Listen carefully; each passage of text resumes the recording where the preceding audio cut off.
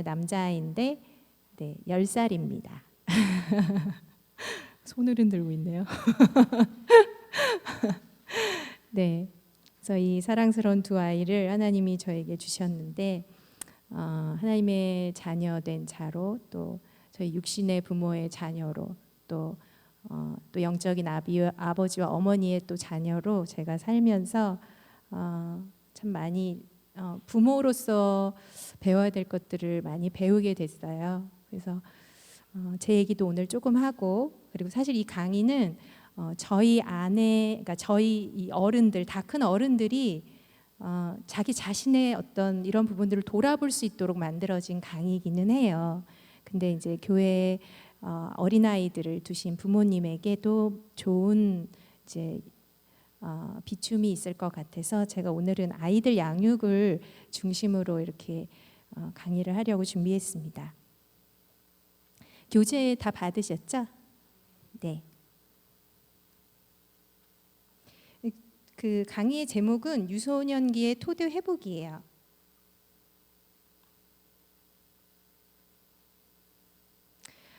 제가 사실 그 이성대 목사님, 이민경 목사님 계신 그 사택에 하룻밤 머물렀는데 그 담임 목사님 부부께서 홈스쿨을 하고 계신 거죠. 네. 그래서 제가 곳곳을 돌아보면서 굉장히 감동을 많이 받았습니다. 그 사모님의 노력과 그 아이들을 향한 그 마음이 막 곳곳에서 느껴져서 너무너무 감사했고요. 저도 되게 홈스쿨을 하고 싶었어요. 제 주변에 홈스쿨을 하시는 분들이 많이 있어서, 그래서 홈스쿨 책자도 정말 많이 보고, 그리고 아이들 양육, 그리고 그 어떻게 아이들을 그 정말 마음으로부터 하나님을 사랑하는 아이들로 키울 수 있을지에 대해서 굉장히 제가 많이 알고 싶었어요. 그리고 저는 좀 그 제가 우리 집에서 둘째인데 그 밑에 아들이 있는, 위에 딸이 둘인 그런 셋이 있는 집의 둘째예요. 그러니까 약간 느낌이 오시죠? 그 아들을 그러니까 아들을 낳지 못해서 아쉬웠던 딸이었고, 그리고 밑에 아들을 낳기 때문에 굉장히 기뻐하는 것을 느꼈던 딸이었고, 그래서 어떻게 보면 근데 저희 세대 많은 그 아이들이 그랬듯이 부모의 사랑을 충분히 받지 못했던 그런, 그러니까 부모님은 사랑을 해준다고 했었는데 대부분 이제 아빠는 너무 바쁘고 엄마는 그 아이들을 잘 공부시키기 위해서 열심히 노력하시는 그런 아주 건실하고 훌륭하신 부모 밑에서 자랐지만 제 마음의 어떤 사랑의 부족이 굉장히 컸던 아이였던 것 같아요. 그래서 제가 이제 아이를 키우면서 알았지만 제 안에 굉장한 갈망이 있었는데, 그거는 저희 엄마처럼 저희 아이를 키우고 싶지 않은 거였어요. 저희 엄마가 신앙도 좀 나중에 생기셨고 해서 그리고 뭐랄까 마음을 돌아보시는 거에 대해서 이제 본인도 못 받으셨겠지만 저희한테도 그런 부분은 해주실 수가 없었던 면이 있다는 걸 이해는 하지만 나는 내 아이한테는 처음부터 하나님의 어떤 이러한 것과 신앙과 그 하나님이 얼마나 좋은 분인지 이걸 아주 어려서부터 가르치려고 이제 많이 찾아봤죠. 기도도 많이 하고 하나님이 저한테 감사하게도 여러 가지 말씀을 해주셨는데, 네가 진짜 아이한테 주고 싶은 게 뭐냐고 물으시더라고요. 그래서 하나님, 저는 교회에 나가서 주일학교에 애를 보내고, 그러니까 오해 없이 들으셨으면 좋겠어요. 그게 나쁘다는 게 아니라 아이가 그냥 교회 문화에서 크는 걸로는 만족할 수가 없어요. 저는 아이가 마음으로부터 하나님 만났으면 좋겠고 하나님을 사랑했으면 좋겠어요 라는 고백을 했을 때 하나님이 나도 그것을 원한다라고 말씀해 주셨어요. 근데 그게 어떻게 하는 건지 모르겠더라고요. 그래서 이제 계속 인도하심을 구하면서 이제 이렇게 홈스쿨 이런 쪽도 보고 그랬는데, 저한테 제일 많이 한마디로 꽂혔던, 제일 눈에 띄었던 것은 그 훈육이었어요. 그래서 왜 그런지 이제 나중에 좀 알게 됐지만 제가 첫 번째 이 교재를 보시면 아이들 양육을 위한 기본적인 성경 말씀 잠언 22장 6절이거든요. 함께 읽어볼게요. 제가 개역성경 표준세번역 이렇게 둘 다 적었거든요. 읽겠습니다. 시작. 마땅히 행할 길을 아이에게 가르치라. 그리하면 늙어도 그것을 떠나지 아니하리라. 이게 개역성경이고요. 마땅히 걸어야 할 그 길을 아이에게 가르쳐라. 그러면 늙어서도 그 길을 떠나지 않는다. 표준 세번역입니다. 여기 가르치라가 영어로 트레이닝, 그러니까 트레인업이라는 뜻이에요. 훈련해서 가르치라, 그러니까 키워라. 그 말씀에 따라서 아이를 훈육을 잘해야겠구나라는 생각을 했던 것 같아요. 근데 이 말씀을 저만 감동을 갖는 것이 아니라 모르겠어요. 크리스찬 부모들은 다 이게 제일 중요한 말씀이라고 다 생각을 하실 거예요. 그래서 제가 이제 홈스쿨 하기 위해서 이제 이렇게 많이 알아본 이런 부분에 있어서도 홈스쿨에서도 제일 중요하게 여기는 부분이 사실 이 말씀이에요. 마땅히 행할 길을 아이에게 가르치라.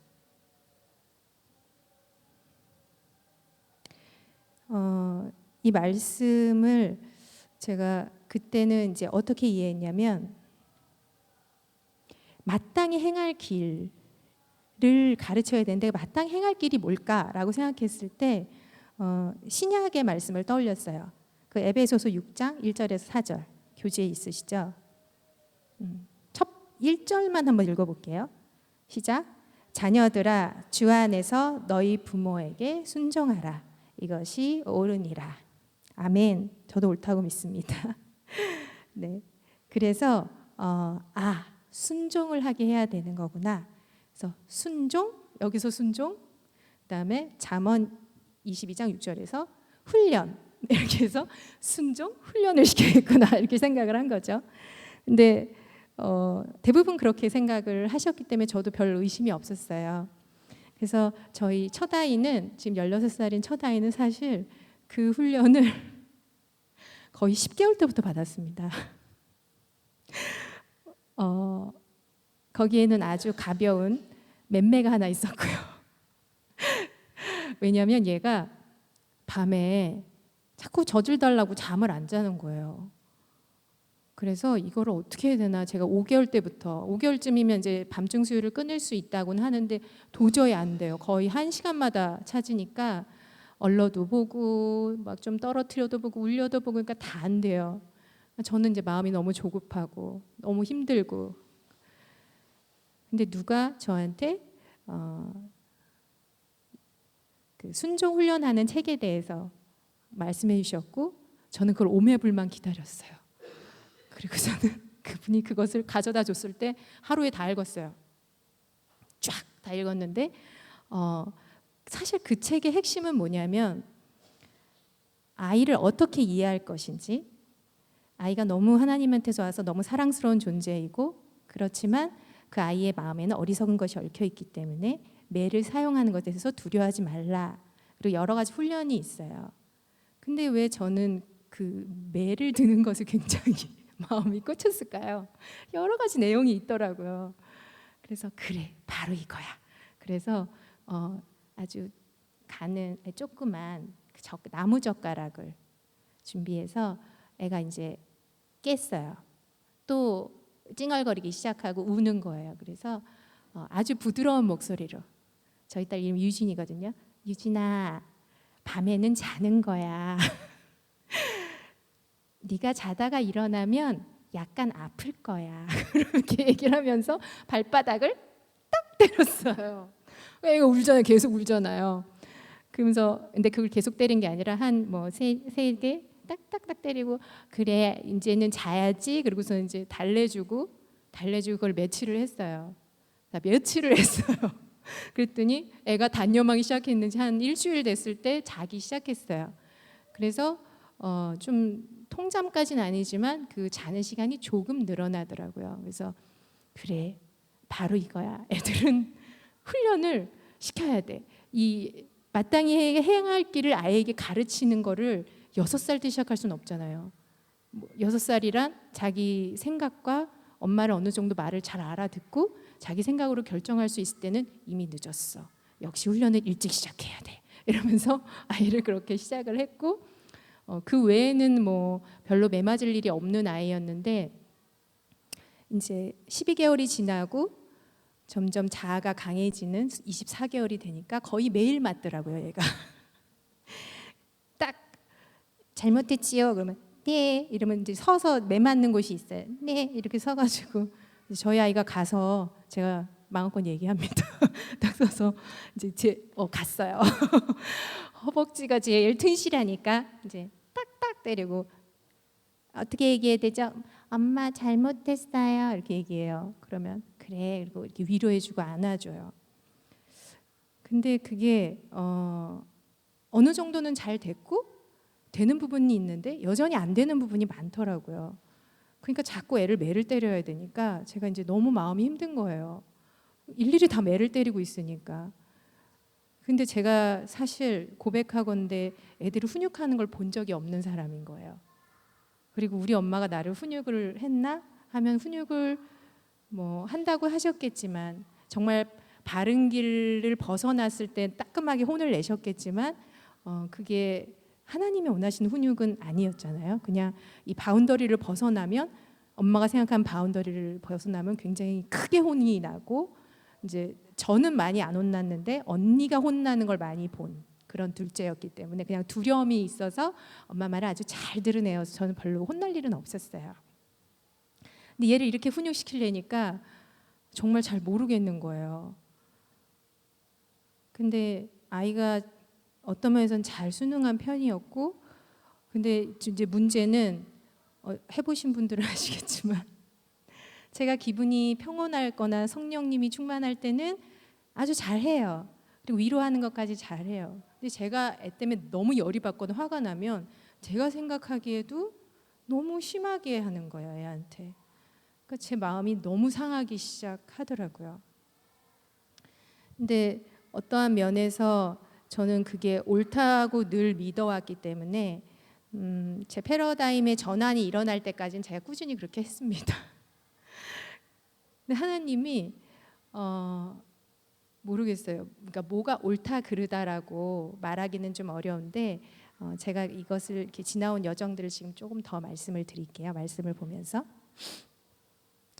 근데 뭐 제가 이렇게 말은 했지만 애들이 하나님한테 순종하면서 살아가는 거를 가르치는 건 너무나 마땅한 거잖아요. 마땅히 걔네들이 행해야 될 길이죠. 사실 중요한 것이에요. 그리고 분명히 십계명에서도 그리고 에베소서에서도 아이들한테 부모에게 순종하라고 명령하고 있죠.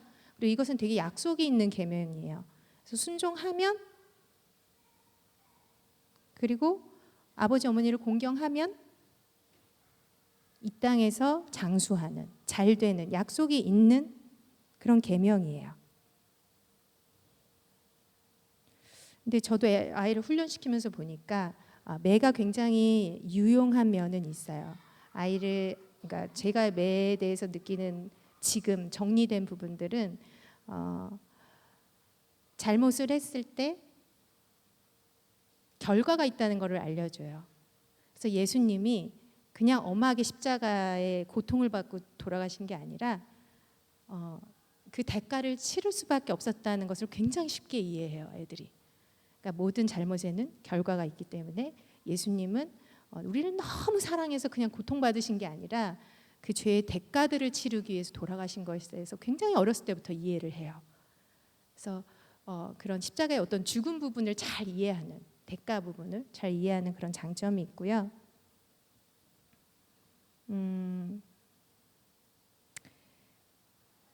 그 반면에 또 아이의 어떤 연약한 점을 계속 반복해서 얘기하게 되니까 이제 아이들 자존감이 굉장히 낮아지는 그런 면이 저는 되게 가슴이 아팠어요.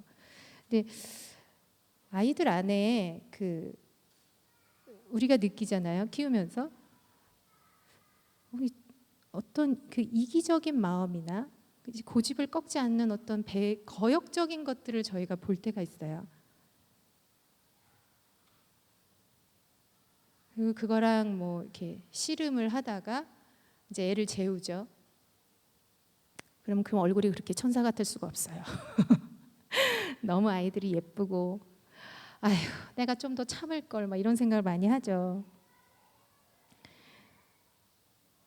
네, 저희가 이유를 알죠. 아이들이 왜 그러는지. 아이들 안에 죄성이 분명히 있고, 하나님이 이사야에서 말씀하셨듯이 모태에서부터 배역한 면들이 아이들에게 다 있다는 것을 성경은 말씀을 하고 있어요.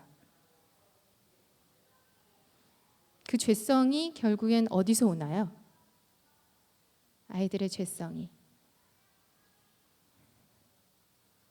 어느 날 사단이 막 던져주는 게 아니죠. 아이들 죄성을. 안타깝게도 아이들은 우리 이제 태안에 자리 잡고 하나님이 생명을 주시는 거죠. 그래서 우리를 통해서 생명을 유지하고 얻고 그리고 태어나지만 안타깝게도 죄성도 같이 우리한테 물려받아요.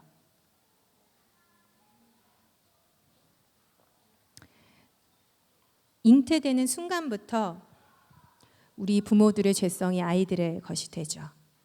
그거는 유전적으로 또 환경적으로 또 행위적으로 우리 부모의 죄 또 세상의 죄가 아이들의 삶에 영향을 미칩니다. 그래서 저희가 이것들을 간과하지 않기를 원하죠. 또 우리 부모들은 크리스천 부모는 또 하나님 되게 사랑하니까 이 두 말씀을 잘 적용하기를 바래요. 근데 아까도 말씀드렸듯이 제가 놓친 부분들은 이런 거예요. 저희 아이들은 싫어요란 말 못했어요. 잘. 제가 워낙 무섭게 훈육할 때는 너무 무섭게 했기 때문이기도 하고 아이들이 물론 부모를 사랑하잖아요. 근데 싫어요라는 말을 대체로 못했어요. 근데 행동으로 해요. 싫다는 표현을 해요. 그럼 제가 그러죠. 순종해야지. 저희 아이들이 그 홈스쿨을 베이스로 시작한 학교에 다녀요. 크리스찬 학교, 대안학교에 다니는데 거기서는 외웁니다. 영어로 외우는데요. 뭐, 순종, 뭐 즐겁게, 들은 바로 즉시 막 이러면서 그걸 외워요. 너 그거 외웠잖아. 순종해야지. 막 이렇게 제가 해요. 안 그러시나요? 그렇게 하면서 제가 했던 실수는 모르겠어요. 우리 엄마도 나를 그렇게 키우기 되게 바라셨던 것 같아요. 근데 제가 엄마처럼 하고 싶지 않았는데도 저도 결국에는 순종하는 아이를 만들고 싶었던 것 같아요. 제가 저 자신을 돌아보건대 이 말씀을 준비하면서 제가 처절하게 돌아봤는데 순종하는 아이라는 틀에 우리 애를 자꾸 넣으려고 했던 것을 발견하게 돼요. 사실 하나님은 아이가 다루심을 받는 과정이 더 중요했을지 모르는데 엄마인 저는 얘가 순종하는 모습을 보고 싶은 것 같아요. 그리고 순종하는 아이, 누가 봐도 공손한 아이가 되기를 제가 되게 바랬던 것 같아요. 그래서 애들이 자꾸 노를 할 때 노를 못하게 하는 거죠. 그리고 저는 좀 만족스러웠었던 것 같아요. 애들이 되게 수능적인 편이었어요. 큰아이는 좀 안 그랬지만 그러기 위해서 말씀도 가르치고 매도 들고 성경도 가르치고 정말 너무 진지하게 애들하고 얘기하니까 우리 이민경 목사님이 윤경아 그렇게 하면 안 돼 제발 그만해. 너무 영적인 얘기를 조그만 애랑 막 하고 있으니까 이래서 유진아 하나님이 이래서 돌아가실 수밖에 없었던 거야부터 시작해가지고 그런 거를 하나님은 뭐 막 이러면서 너무 진지하게 얘기를 하니까 아이들의 표정이 저희 엄마가 늘 그러세요. 네가 그럴 때마다 애들 표정이 어떤지 넌 아니? 그러더라고요. 그러니까 저는 기억이 안 나요. 그만큼 저에게는 다른 목적이 좀 있는 것 좀 냄새가 나시죠. 그러니까 아이들 표정도 기억이 안 나고 뭐 표정이 기억이 안 나니까 아이들 마음에 무슨 일이 일어나고 있는지 전 모르는 거예요. 근데 이런 자신이 노할 수 있는 기회조차도 안 주는 엄마로 인해서 아이들 마음 안에는 그 예전에 그 그러니까 나의 죄성을 타고난 우리 아이에게 심겨진 아담과 하와로부터 온 그 배역의 씨앗이 싹을 틔워서 무럭무럭 자라고 있는 걸 제가 몰랐던 거죠. 이 마음 안에 억울함, 뭔가 알아듣지 못하지만 언제나 엄마가 위너인 이 상황들, 엄마가 더 많이 알고 엄마가 하나님을 더 잘 아니까 결국 저항해봤자 별 소용이 없는 엄마가 늘 이기는 이 상황에서 나는 엄마랑 다르다는 말을 못해요. 그런 기회가 애한테 필요한지 제가 몰랐던 것 같아요. 근데 이제 엘리아우스를 접하고 이제 여러 가지 하나님의 은혜로 가르침을, 성경적인 가르침들을 제가 더 받고, 그리고 하나님이 나를 정말 어떻게 양육하셨나 이렇게 살펴보게 되면 될수록 이 아이들이 노라고 말할 수 있는 자유가 정말 중요한 거구나라는 걸 제가 깨닫게 됐습니다. 주로 이제 애들을 그렇게 순종한 아이로 만들려면요. 제가 어떻게 하는지 되게 잘 알아요. 죄책감을 건드리면 되고요. 그리고서 너 전에도 그랬잖아 이러면서 이제 잘 통제하면 돼요, 애들을. 그리고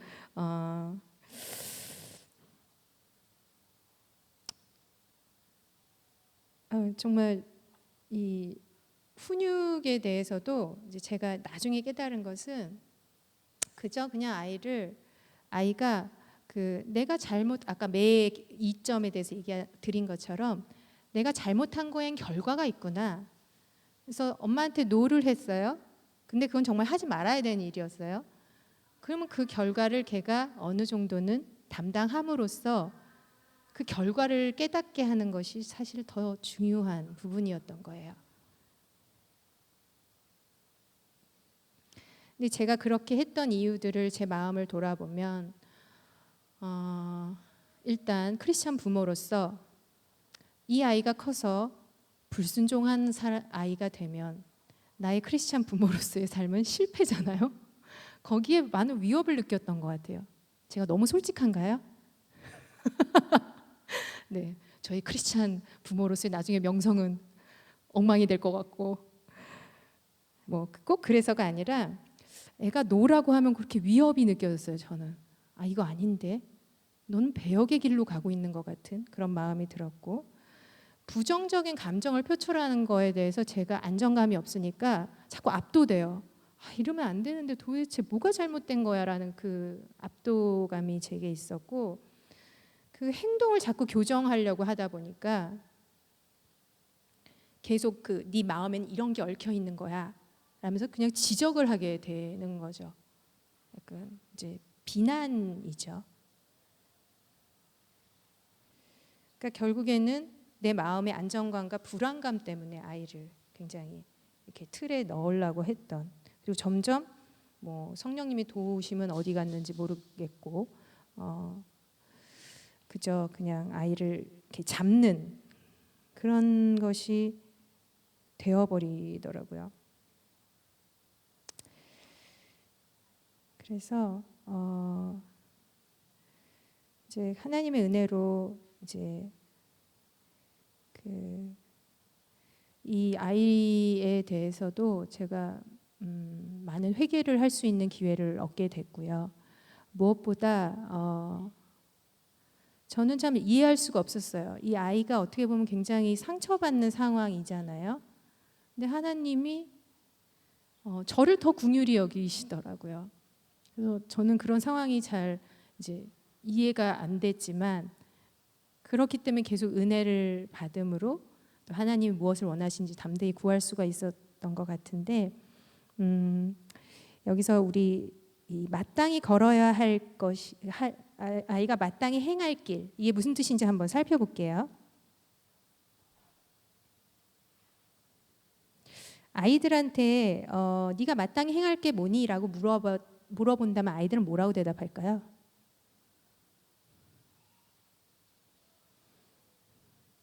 좀 재미없는 대답이겠지만 1번 하나님을 사랑하고 너무나 당연한 2번 부모에게 순종하고 3번 이웃을 사랑하는 거요. 라고 대답하는 아이가 있다면 정말 잘 훈련된 아이겠죠.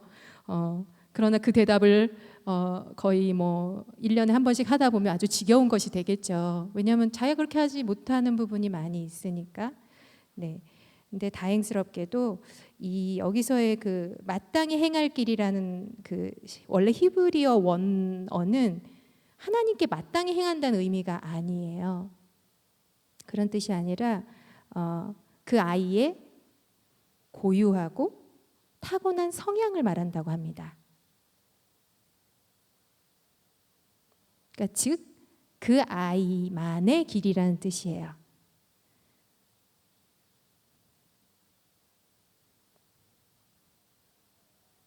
그러니까 하나님은 이 말씀을 통해서 이렇게 말씀하시고 계신 거예요. 아이를 잘 보고 잘 관찰하고 아이의 마음을 잘 들여다봐서 그 아이를 내가 어떻게 만들었는지 발견해라. 자기 자신이 되게 자신답게 되도록 가르쳐라 라는 의미입니다. 제가 간과했던 부분은 이런 거였던 것 같아요. 어차피 애는 뭐가 옳은지 모르니까 아직 아이는 백지 같잖아 라고 생각했던 것 같아요. 하나님이 걔를 창조하시고 지으시고 내면 안에 당신의 계획표대로 성장할 수 있는 힘을 이미 넣어 놓으셨다는 것을 저는 무시한 결과가 돼버렸어요. 그래서 그러니까 참 사람이 배워야 되죠. 이래서 이미 하나님이 아이들 안에 각 아이들 시간표에 맞게 성장하게 하는 힘을 이미 두셨다는 사실을 우리가 믿는 것이 정말 필요하다는 그런 깨달음이 되었습니다. 그러니까 애들마다 방법과 시기가 다 다른 거죠. 어떤 아이는 좀 엄마 말을 잘 이렇게 이해하고 행할 수 있지만 어떤 아이는 또 되게 충동적인 아이도 있잖아요. 대신 그 아이는 좀 부딪히면서 배우는 스타일인 거죠. 저희 둘째 아이 같은 경우는 움직이질 않아요. 전혀. 이렇게 반짝반짝 뭐가 이렇게 선생님 물어보면 탁 얘기하는 그런 스타일이 아니에요. 그래서 어느 날 학교에서 와가지고 엄마 나는 바보인가 봐 이렇게 얘기하더라고요. 그래서 왜? 그랬더니 그때가 어린이집 다닐 때였어요. 그래서 나는 바로바로 대답도 못하고 한참 생각해야지 답이 생각나. 그래서 제가 하나님의 은혜로 아니야 너는 깊이 생각하는 타입인 거야. 그렇게 얘기를 해줬어요. 너는 생각을 좀 많이 하는 아이인 거야. 처음부터 그렇게 키웠으면 얼마나 좋았을까요? 네, 아이마다 시간표가 다 다릅니다. 근데 참 재미있는 것은 사람이 이렇게 성장하는 단계는 거의 비슷해요. 근데 그 단계를 거치는 것이 좀 다르다는 의미예요. 그 각 나이에서 성취돼야 하는 과제들이 꼭 있어요. 꼭 그거를 성취해야지 그 위에 단계가 건강하게 세워지는 그런 단계들이 있습니다. 저희가 심리학에서 이용하는 그 에릭 에리슨이란 사람의 심리 사회적 발달 단계를 사용해서 이것들을 설명해요. 저는 이것도 조차도 몰랐던 거죠. 얘한테 지금 필요한 게 뭔지에 대해서 이해가 없이 그냥 훈육을 한 거예요. 아이에 대한 이해가 없이.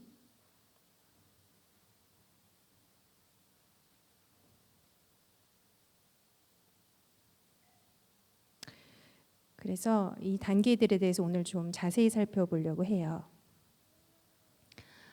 제가 실수하면서 배운 건 뭐냐면 엄마한테 노 할 수 있는 애들이 악에도 노 할 수 있습니다, 여러분. 엄마에게 노 할 수 있는 자신감이 없는 아이는 악한 것에도 노라고 못해요. 똑같은 통제와 압제가 들어오기 때문에. 제가 그걸 몰랐어요.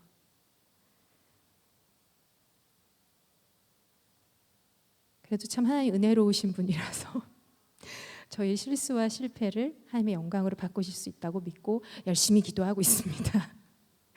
우리 함께 기도하는 부모가 되기를 바라고요. 건강한 발달을 위해서 저희가 어떤 부분을 알아야 되고 또 어떻게 아이들을 바라봐야 되는지 조금 더 자세히 살펴보도록 할게요. 아까 말씀드린 그 에릭 에릭슨의 심리 사회적 발달 단계 그 그림이 페이지 2번에 있어요. 보시면 어떤 단계에서 시작하는지 그림이 있습니다.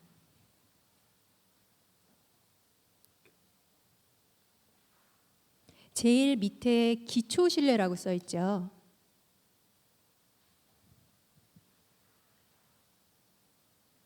그 다음에 독립성. 그 다음이 주도성. 그 다음이 또래 집단 시기. 그죠? 그리고 김정은 아저씨도 무서워서 못 내려온다는 우리 중이들이 포진되어 있는 청소년기가 있습니다. 10대. 이 단계들의 과제가 잘 성취될 때 아이들이 건강한 발달하고요. 우리가 언제든지 아이들의 어떤 부족한 부분들, 예를 들어서 기초 신뢰가 좀 부족한 부분들에 대해서 언제든 기도하고 예수님의 능력으로 그 공로로 말미암아 아이들을 씻어주고 그리고 성장하게 할 수 있습니다.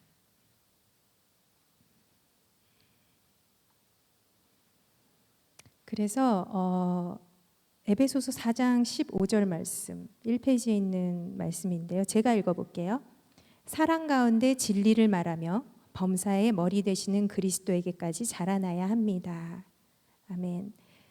범사에 자라나는 일이 필요해요.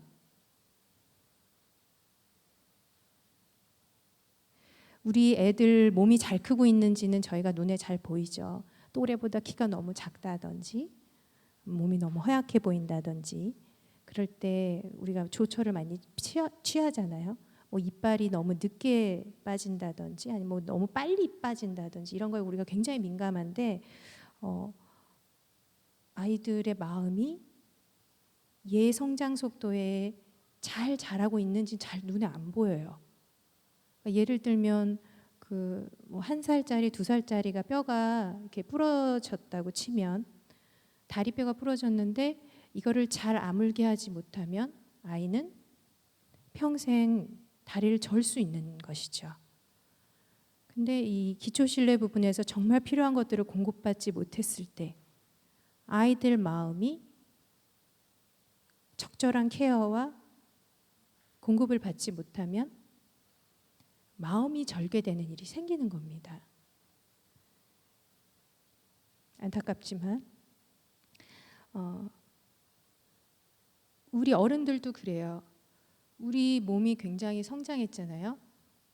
하지만 우리의 마음은 이 발달 단계 중 어느 부분에서 좀 고착되어 있을 수 있어요. 뭐 모든 부분이 그렇다는 것이 아니라 어떠한 저희가 연약한 부분들이 아직 그 부분의 정서적인 나이가 기초 신뢰가 부족하면 내가 기초 신뢰가 부족하면 아직 1살일 수도 있는 거죠. 그래서 그 부분에 고착되어 있고 변화와 성장이 없는 영역이 될 수 있습니다. 네, 오늘은 우리 아이들을 더 살펴보기를 원해요. 그래서 아이들이 범사에 잘 자라나서 건강하게 발달하면 좋은 열매들이 맺는데요. 함께 한번 읽어볼게요. 1페이지입니다. 건강한 발달의 열매. 어떤 것들이 있냐면요. 시작. 상처 입은 데서 빠르게 회복하는 능력, 그리고 하나님과 다른 사람들, 지혜롭게 판단한 범위 안에서에게 의탁하며 우리 마음을 열어놓는 능력. 사랑을 주고받는 능력이에요. 저희가 이제 기초 신뢰를 가르치면서 받는 능력에 대해서 얘기를 되게 많이 해요. 근데 잘 받지 못하는 마음이 많이 닫혀 있는 저도 그런 사람이었는데 이렇게 받는 능력이 훼손되어 있는 경우들이 되게 많아요. 근데 사랑은 주고 받고 섬김도 주고 받고 그래서 정말 훌륭하신 어떤 사역자들도 너무 다른 사람은 잘 섬기지만 본인은 섬김을 받지 못하는 그런 분들이 계세요. 사랑도 그래요. 정말 내가 사랑을 많이 하고 다른 사람을 위해서 희생은 하지만 다른 사람의 희생은 못 견뎌 하는 분들이 계세요. 저도 좀 그랬는데. 네. 그리고 두 번째 한번 읽어볼게요. 다른 사람들의 판단의 압제로부터 자유로움. 나는 어떤 일이 일어나도 또한 다른 사람들을 판단하지 않음. 이렇게 돼 있죠. 나는 어떤 일이 일어나도 다음엔 괜찮아 이게 아니라 나는 어떤 일이 일어나도 난 나야. 난 엄마 딸이야. 엄마 아들이야. 뭐가 무너지지 않아 라는 어떤 견고한 마음의 힘이죠. 그리고 내가 받는 사랑이 줄어들지 않아. 근데 우리는 대체로 어떻죠? 체면, 외모, 지위로 인해서 우리가 계속 판단받고 그로 인해서 우리라는 사람이 가치 없는 사람이 되기도 하잖아요. 근데 우리는 하나님의 사랑받는 자녀라는 어떤 견고한 어떤 그런 그 반석이 우리의 삶 가운데 있을 때 굉장히 담대하게 오늘 이성대 목사님이 말씀해 주신 그런 사도적인 복음을 내로 살아가는 사도적인 삶 가운데서 계속 살아갈 수 있는 힘이 저는 거기서 온다고 믿거든요. 하나님의 자녀된 그 권세 그리고 사랑을 누리는 자로 계속 그 삶을 살아가는 성령의 동역자로 살아가는 힘은 내가 누구인지에 대한 그 정체성의 분명한 반석에서 옵니다. 그 다음은 결정의 중심.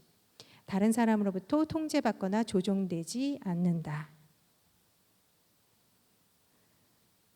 그러니까 애들이 아까처럼 노를 계속 말을 못하다 보면요, 이렇게 해요. 어떤 거 하고 싶어? 결정해. 아니야, 엄마가 결정해. 엄마가 알아서 해. 자꾸 이렇게 하게 돼요. 자기가 결정을 못 해요. 결정을 해도 소용이 없다고 생각하는 건지 잘은 모르겠지만 계속 결정을 못 하게 되고, 그리고 그 애들 사이에서 또래 집단에서 이렇게 관계를 갖는 걸 보면 정말 알 수 없는 행동을 할 때가 있잖아요. 애들이 정말 착한 애예요. 정말 괜찮은 애인데 그 일진 중에 한 명이 하자는 나쁜 짓을 했어요. 그리고 그냥 그 짓을 안 할 것 같은 애인데 보니까 했어요. 그러니까 그 아이에게는 그 노라고 하는 힘이 약했던 것이고 어떤 강한 자한테 이렇게 굴복하는 것이 좀 더 당연한, 통제를 받거나 조종받는 것은 너무 당연한 그런 것들이 되죠. 하지만 건강한 발달은 노할 수 있는 힘을 줍니다. 또 참된 양심. 그거는 밑에 있는 인간성을 이루는 능력하고 연결되는데요. 영이 깨어 있어서 사람들을 사물로 생각하는 게 아니라 마음과 마음으로 연결이 돼요. 사실 마음과 마음으로 연결되면 그 사람한테 어떤 나쁜 일을 하기가 사실 쉽지 않잖아요. 그 사람의 아픔이 나한테 느껴지는데, 근데 이러한 것들이 마음과 마음으로 연결되는 게 끊어져 있고 자꾸 이제 상대를 사물로 보기 때문에, 나를 괴롭히는 어떤 사물로 보기 때문에 쉽게 공격하고 쉽게 분노하고, 그 얼마 전에 일어난 그런 PC방 사건이나 남편을 그냥 이렇게 죽였던 고유정 사건이라든지 이러한 분들의 그 양심이 이미 이렇게 정말 굳어져 있는 거예요. 사람이라고 생각을 안 하는 데서 그런 것들이 옵니다. 그리고 부모로부터 떠나서 하나님에게 직접 의지하는 법을 배우는 능력. 이거는 저희가 아이들이 갖기를 굉장히 바라는 부분이죠. 그래서 나중에 이제 10대가 됐을 때 개별화라고 단어가 나오는데 우리 아이들이 이제는 나를 통해서가 아니라 직접 하나님과 관계를 맺고 대화하고 의지하고 인도하심을 받는 그런 삶으로 이끌어지게 우리가 굉장히 기도하고 있습니다. 이것이 다 모두 건강한 발달의 열매예요.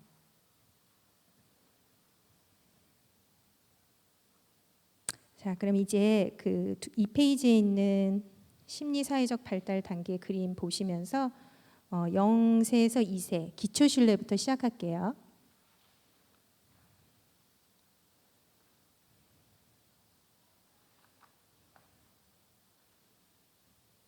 제가 아까 우리 아이에게 필요한 것은 훈육이다 이렇게 생각했다고 했잖아요. 근데 이걸 보니까 우리 아이한테 진짜 필요했던 건 기초 신뢰였네요. 그죠? 기초 신뢰가 뭘까요? 사실 제가 애를 키우면서 애를 낳고서 제일 힘들었던 건 뭐냐면 얘가 전적인 걸 저한테 의지하고 있다는 게 그렇게 부담스럽고 힘들었어요. 제가 젖을 안 주면 얘는 굶어 죽잖아요. 그게 너무 힘든 거예요. 나에게 자유란 없어 이제. 근데 왜 이렇게 좋은 점은 얼마나 많은데도 이제 그런 헌신하는 삶 자체가 저에게 이제 힘든 거죠. 저의 자기중심적인 그런 것 때문에. 근데 아기는 젖을 먹으면서 젖만 먹는 게 아니에요. 그렇죠? 그 엄마의 사랑, 아기에 대한 기쁨 이런 것들을 다 흡수합니다. 그래서 그 아이를 이렇게 안았을 때 아이가 이렇게 버둥대면서 안 안기는 아이가 있어요. 하지만 이렇게 폭 안겨 있는 완전히 그 품 안에서 이렇게 안식하는 거를 하고 있으면 저희가 느끼죠. 아기는 그냥 안겨 있는 게 아니에요. 그걸 안정감을 계속 빨아들이고 있는 거예요. 온 몸으로. 그러니까 이 아기의 지금 과제인 기초 신뢰를 아주 잘 습득하고 있는 거죠. 갓난아기가 배울 건 딱 하나뿐이에요. 그것은 신뢰하는 법, 받는 법.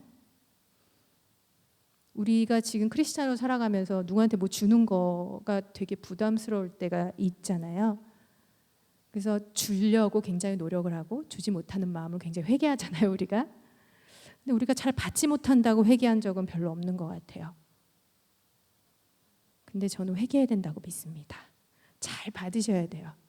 근데 이것이 생기는 때가 사실 0세에서 2세예요. 제가 말한 0세에서 2세는 만 나이입니다. 그래서 만 24개월까지 이 아기들은 받는 법을 배워야 되는데 이게 왜 중요하냐면 결국에는 이게 하나님으로 연결이 되기 때문이에요.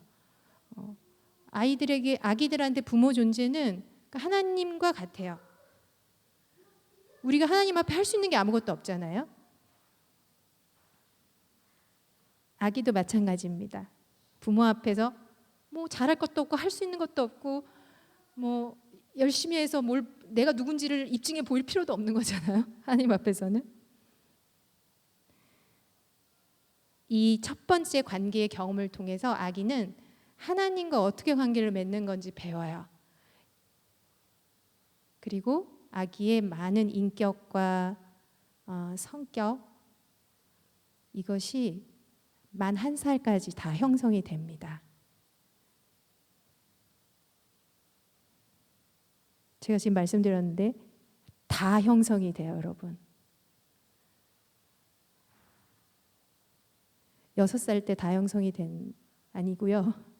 만 1살 때 이러한 부분들이 진짜 다 형성이 된다는 사실 참 놀랍죠.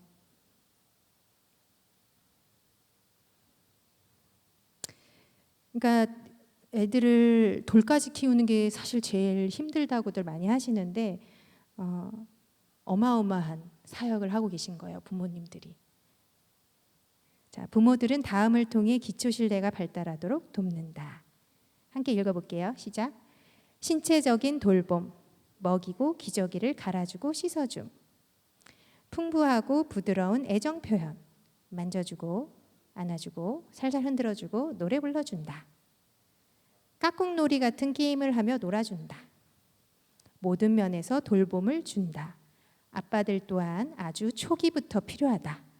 예수님은 아빠들이 어린아이들을 어떻게 돌봐야 되는지 보여준 모델이셨다. 네. 어떻게 보면 이게 되게 당연한 부분들인데 요즘 당연해지지 않고 있죠. 진짜 뭐 이거를 잘 한다고 뭐가 성취되는 것도 아니고 티가 나는 것도 아니고 그리고 아이가 뭐 더 똑똑해지고 공부를 잘하게 되는 게 아니고 그냥 걔한테 필요한 것들을 채워주는 이런 무조건적인 사랑이 기초 신뢰가 발달되도록 해요. 그냥 함께 있어주는 것 그 자체가 아이들한테는 놀라운 선물인 거죠. 그래서 이런 터치 같은 것도 우리는 아이에 대해서 이렇게 사랑하기 때문에 당연히 해주는 거라고 생각할 수 있지만 이것이 없을 때 아이들의 생명에 위협이 있다고 해요. 그래서 옛날에 루마니아 전쟁 때 내전 때 버려진 고아들이 너무 많았고 엄마 아빠가 죽은 고아들이 너무 많아서 고아원에서 손이 모자란 거예요. 그래서 기저귀만 갈아주고 씻어주기만 하고 그리고 그냥 눕힌 채로 이렇게 먹였대요. 근데 그 중에서 많은 영아들이 죽었다고 합니다. 이유 없이. 그것은 아이를 안고 아이와 눈을 맞추고 아이에게 말을 걸고 애들을 얼러주고 만져주고 이런 터치가 없었던 것뿐인데 아이들이 죽었다고 해요. 얼마나 이 부분이 그 생명과 연결되어 있는지 하나님이 우리를 어떤 존재로 지으셨는지 알게 됩니다. 근데 저희가 컸을 때도 그래요. 어른도 하루에 의미 있는 터치, 뭐 어깨를 이렇게 안는다든지 서로 포옹한다든지 뭐 이렇게 하이파이브를 한다든지 그 청소년 애들은 하이파이브 좋아하죠. 그런 의미 있는 이렇게 친한 관계에서의 그 의미 있는 터치가 12번이 없으면 어른도 굉장히 살아남기 힘들다고 해요, 여러분. 많은 터치로 살아남으시기 바랍니다. 자, 그리고 깍꿍놀이가 굉장히 중요해요. 한 8개월 때부터 깍꿍놀이 해주는데 이거는 왜 하냐면요, 아이한테 안 보이는 것 같지만 나는 있어를 알려주는 거예요. 그래서 애들은 이게 뒤에 대상 영속성이란 말이 나오는데 전문 용어가 대상 영속성이 뭐냐면 이게 안 보이잖아요, 눈에. 그럼 그 존재는 없는 거예요. 근데 대상 영속성을 안 아이들은 눈에 안 보여도 엄마가 거기 있다는 걸 깨닫게 됩니다. 근데 모든 아기가 그게 없어요, 처음에는. 근데 깍꿍놀이를 하면서 안 보였는데 까꿍 하니까 나타났잖아요. 이거를 반복하면서 눈에 안 보여도 엄마는 있는 거구나 라는 걸 배우게 돼요. 깍꿍놀이가 굉장히 영적인 놀이입니다, 여러분. 엄청 중요해요. 눈에 안 보이는 하나님이 실제로 계시다는 것을 아이들이 배우게 됩니다. 여기 존귀하신 아빠들이 많으신데 잘 오셨습니다.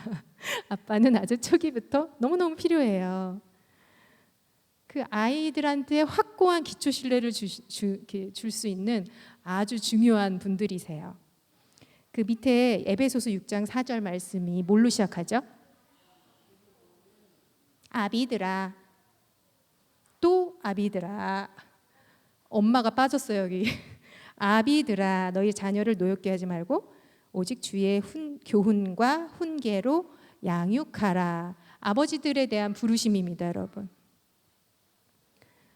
밑에 이것은 헬라어로의 이것은요, 양육하라예요. 헬라어로 에크트레포, 보살핌, 즉 음식과 같은 것이래요. 아빠의 보살핌은 어느 날은 주고 어느 날은 안 줘도 되는 것이 아닙니다, 여러분. 음식과 같이 아이들한테 삼시세끼 주듯이 필요한 것이 바로 아비들의 보살핌이라는 거죠. 예수님이 굉장히 바쁜 랍비셨는데, 죄송합니다, 랍비라고 해서 그 시대에 랍비들의 가장 중요한 의무가 아이들을 축복하는 거였대요. 근데 아이들을 어떻게 축복했냐면 자, 한 줄로 쭉 쓰라 그러고 I bless you, bless you, bless you, 축복해, 축복해 이렇게 하는 시기였다고 해요. 근데 이제 제자들이 엄마들이 아기들을 데리고 왔을 때 화가 난 이유는 이런 거예요. 예수님은 그렇게 안 해요. 한 애를 안고 너무 오래 있는 거예요. 예수님은. 그러니까 이게 제자들은 예수님 다른 사역도 하셔야 되는데 바쁜데 이 블레스 이렇게 이런 방식으로 하지 않는데 너무 많이 오니까 이제 화가 난 거죠. 제자들은. 예수님 어떻게 하셨냐면 꼭 껴안아 주시고 손을 얹으시고 축복을 해주셨대요. 한 아이한테 오랜 시간. 근데 이게 왜 오랜 시간이라고 생각하냐면 얹으시고 축복해 주셨다라는 말이 그 현재 진행형이라고 그래요. 우리 그 영어에서 배우는. 그러니까 이거 계속 하시는 거예요. 한 아이를 데리고. 그러니까 제자들이 화가 났겠죠. 너무 시간이 많이 걸리니까. 이것을 보여주신 것은 아마 우리 아빠들이 어떻게 해야 되는지를 눈으로 보듯이 보여주신 것 같습니다. 이렇게 아이들은 아빠의 축복 그리고 아빠가 주는 안정감과 그 주는 뭐라 그러죠? 갑자기 생각이 안 나네요. 예, 위로와 격려들 이런 게 굉장히 필요해요. 그래서 이거를 안아줬을 때 아이들은 흡수하고 있는 거죠. 네, 페이지 3페이지 볼게요. 이렇게 기초 신뢰가 습득되면 애들이 어떻게 되냐면요. 변화에 적응할 수 있게 되고요. 부모가 눈앞에 없을지라도 존재한다는 걸 배워요. 우리가 그 분리불안증이 있어요라는 말 많이 듣잖아요, 요즘에. 그 분리불안증이 바로 이거예요. 엄마가 눈앞에 없으면 아예 없다고 생각하는. 혹은 엄마가 너무 지나치게 잘해줄 때도 분리불안이 생긴다고 해요. 엄마처럼 잘해주는 사람이 없다는 걸 아니까. 그리고 아이들이 하나님과 관계 맺는 법을 배우게 돼요. 그리고 다른 사람과 자기 자신이 저는 이게 말씀을 외운다고 생긴다고 믿지는 않아요. 말씀을 외울 수 있고 말씀을 외우는 것이 굉장히 큰 유익이 있지만 하나님과 관계 맺는 것은 오히려 부모가 이 아이에게 쏟아준 사랑과 관심, 애정을 통해서 기초 신뢰라는 것이 생겼을 때. 왜냐하면 이런 거예요. 쉽게 설명하면 애가 막 울고 있어요, 밤에. 아빠가 와서 안아줘요. 들어올려서 안아주고 위로해주면 안정감을 느끼죠. 그러면서 아이는 이렇게 느껴요. 아, 난 정말 중요한 존재구나. 아빠한테 난 중요한 존재야 라는 게 마음에 새겨져요. 근데 이게 계속 반복되면 정말 하나님은 이 아이를 중요하게 여기잖아요. 그 진리가 그냥 마음에 새겨지는 거예요. 아, 난 정말 중요한 애야. 나는 그런 애야. 이게 마음에 새겨지죠. 하나님도 나를 사랑해. 내가 필요할 때 하나님은 나에게 와. 엄마 너무 바빠요. 너무 바쁜데 애가 울어요. 근데 엄마가 하던 일을 내려놓고 와서 아이를 봐줘요. 안아줘요. 위로해줘요. 아, 역시 엄마는 날 사랑해. 엄마가 하던 일을 내려놓고 올 만큼 난 중요해. 라는 메시지가 안에 새겨져요. 계속 반복되면 이 아이의 마음이 새겨졌기 때문에 하나님도 그래, 나 이분 알아. 하나님이 나를 사랑해. 나 되게 중요하게 여겨. 라고 생각하게 돼요. 그래서 하나님께 얘기하는 게 그렇게 어렵지 않아요. 하나님 음성 듣는 게 쉽다고 그래요. 그런 아이들을 얘기하는 걸 들어보면.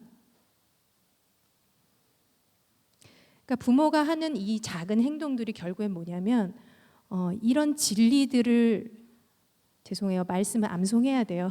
꼭 하셔야 됩니다. 꼭 시키세요. 말씀 암송해야 되는데 말씀이 암송될 때 그 그 말씀이 저장되는 저장 공간이 더 중요한 거잖아요. 사실 이 시기에는 말씀을 외우는 시기가 아니니까 저장 공간을 만들어주고 계신 거예요. 지금 그런 모든 행동들이 아기를 사랑해주고 받아주는 그 모든 행동들이 말씀과 사랑을 저장할 수 있는 저장고를 계속 늘리고 있는 중이에요. 사실 말씀과 사랑을 늘려도 들어가지 않는 것 같은 때 굉장히 많이 느끼시나요? 저도 그래요. 누가 저를 이제 이렇게 칭찬을 해줘요. 아유, 잘하셨습니다. 제가 뭐라고 하냐면요. 아니에요. 아유, 제가 뭘. 아니에요. 하나님 은혜죠. 굉장히 신실해 보이죠? 근데 뭐냐면 못 받아들이는 거예요, 그거를. 아니에요. 그냥 저는 그랬는데 그냥 하나님 은혜로 이렇게 한 거예요. 그럴 때 그냥 뭐 뻐기지 않고 감사합니다. 할 수 있잖아요. 근데 그게 안 되는 거예요. 교만해질까 봐 두려워하는 마음도 있지만 그거를 칭찬을 잘 받지 못하는. 그래서 제가 한때 그것을 받는 훈련을 계속 한 적이 있어요. 그래서 누가 이렇게 좋은 말을 해주면 제가 뭐 그래서 이래서 이랬는데 제가 이런 건 아직 못해요. 그러면 또 그런다. 그러지 마세요. 자, 받으세요. 감사합니다. 이거를 아기처럼 배웠어요. 또 칭찬해 주시면 감사합니다. 받으세요. 받습니다. 이렇게 하는 것을 일부러 훈련할 정도로 네, 그런 과정이 있었는데 우리 아이들 사랑과 칭찬과 진리 이런 걸 담을 저장 공간이 필요해요. 이거를 만들어주는 기간이 바로 이때입니다.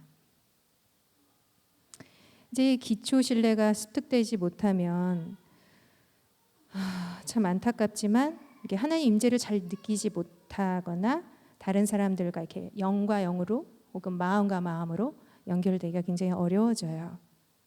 이게 좀 양심이 더러워지는 결과들을 낳게 되죠. 죄에 쉽게 이끌리고 그리고 항상 모든 일에 불안을 느낀다. 또 성취지향성을 갖게 된다. 혹시 성취지향성에 대해서 들어보셨나요? 성취지향성은 사랑과 용납을 얻기 위해서 이렇게 뭔가를 하는 거예요. 그러니까 뭔가를 잘하지 못하면 내가 가치가 없는 사람이라고 느끼거나 아니면 잘해야 다른 사람이 나를 관심을 갖고 좋아해 준다고 생각하고 나를 인정해 준다고 생각하는 게 성취지향성이에요. 그래서 둘 중에 하나예요. 굉장히 애를 쓰면서 열심히 하거나 아니면 어차피 난 안 될 거야 하고 낙심하고 뒤로 물러나거나 둘 다 성취지향성이에요. 그래서 내가 그냥 이미 하나님한테 무조건적으로 용납받았다는 거를 믿기가 굉장히 어렵죠. 마음으로. 그래서 굉장히 다시 애쓰게 돼요. 애쓰고 그런 것들은 아마 제가 다 그렇다는 건 아니에요. 근데 아이들 마음 안에 어떤 죄성으로 인해서 목사님 아마 설명하셨을 텐데 쓴뿌리라는 게 생기기 쉽게 만드는 어떤 환경들이 있어요. 근데 그렇다고 해서 모두가 쓴뿌리를 갖는다는 것도 아니지만 부모들의 어떤 필요가 채워지지 않는 그리고 부모들이 이런 것에 대해서 무심했을 때 아이들 마음 안에는 그런 장애물들이 생기면서 기초 신뢰 같은 것들이 형성되기 어렵게 되는 경우들이 있습니다. 그러니까 수유가 충분하지 못했어요. 젖이 부족했어요. 아기는 그렇게 생각할 수 있죠. 나는 늘 충족이 안 돼. 부족해.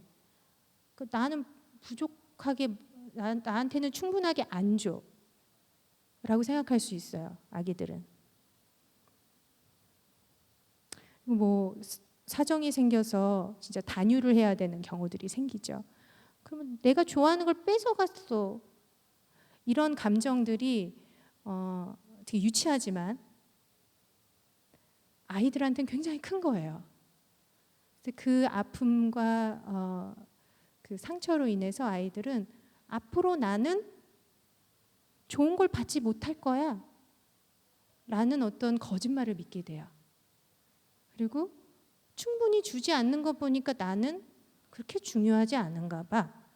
아까 안아줄 때 어떤 걸 느낀다 그러지 아기들이? 나는 중요한 존재야. 근데 또 쉽게 나는 중요하지 않은 존재인가 봐.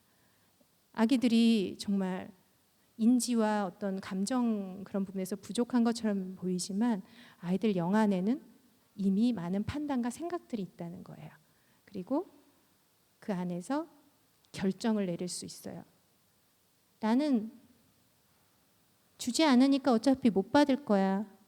받지 않을래. 라고 아이들이 생각할 수 있어요. 그런 것들이 당장 이렇게 눈에 보이진 않죠. 근데 그것들이 큰 걸림돌이 당장은 안 되지만 여러 성장 과정에서 그런 것들이 강화되면서 우리 안에서 쓴뿌리라는 것으로 남아있을 수 있습니다. 그 쓴뿌리가 쓴뿌리는 쓴 열매를 맺죠. 그렇죠? 나쁜 것들을 계속 흡수하기 때문에 부정적인 것을 계속 흡수하기 때문에 아주 부모가 의도하지 않았는데도 쓴뿌리들을 아이들은 잘 가져요. 그리고 물론 제가 실수한 얘기들을 했지만 이런 실수들을 통해서 아이가 쓴뿌리를 갖지 않을 수도 있어요. 하나님의 은혜로. 하지만 많은 아이들이 그런 성향을 갖게 돼요. 그리고 그 쓴뿌리로 인해서 쓴 열매들을 맺게 되고 그러한 면에서 저희가 아이들을 위해서 어떤 조처를 취해줘야 되는지 이러한 것들을 배워가게 됩니다. 그리고 기초 신뢰가 습득되지 못하면 이제 수치를 잘 느껴요. 내 존재 가치가 별로 가치 있게 느껴지지 않는 거죠. 자, 이제 만 3세에서 4세로 갈게요. 제가 아까부터 얘기한 노라고 말하는, 제가 요즘 저희 아들을 위해서 이거 열심히 기도하고 있어서 그런지 노라고 말하는 자유에 대해서 자꾸 얘기하는데, 이제 독립성입니다. 또는 자율성이라고도 부르고요. 이때 애들이 굉장히 분별력은 없는데 막 뛰어다니죠. 막 힘은 넘치고 해도 되는지 안 되는지 진짜 장인지 응가인지도 모르고 찍어 먹어보는 그런 시기예요. 이때 노라는 말을 굉장히 싫다는 말을 굉장히 많이 하죠. 싫어 혹은 아니야. 그럴 때 저는 이렇게 봤죠. 이런 반역의 씨앗이 이렇게 봤죠. 근데 사실은 그것이 아니라 엄마랑 나는 달라요 라고 말하고 있는 거예요. 아이는 엄마는 엄마고 나는 나예요. 이때는 이런 게 필요해요. 공평하고, 이제 여기서 훈육이 나옵니다. 애정을 기울인 훈육. 그 no라고 말할 자유가 주어지고 그럴지라도 심한 벌을 받지는 않는다. 저는 너무 벌을 따끔하게 준 것 같아서 가슴이 아픕니다. 그리고 위험을 무릅쓰고 떠났다가 변함없이 사랑해주는 부모에게 돌아올 수 있는 자유. 이게 모험을 떠나는 거잖아요. 그죠?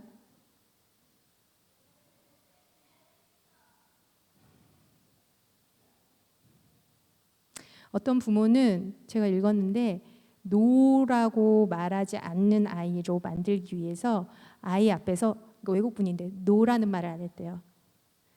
노라는 말을 해본 적이 없대요. 아이 앞에서. 근데 아이가 어느 날 노라고 하는 거예요. 자기한테. 제가 이 말을 어떻게 알았지? 그랬는데 아이가 노라고만 하는 게 아니라 노노노노노노노 이렇게 얘기해가지고 얘가 이걸 어떻게 한 거지? 했다는 거죠. 네, 아무 소용이 없는 짓입니다. 저는 너무 좌절했던 것 같아요. 그래가지고 아이들이 노라고 말하는 것에 대해서 여러분 마음을 진정시키시고 그래 넌 너고 난 나구나. 이게 아이가 건강하게 엄마로부터 좀 분리하고 있는 과정이라고 생각하시면서 기뻐하시면 됩니다. 아멘.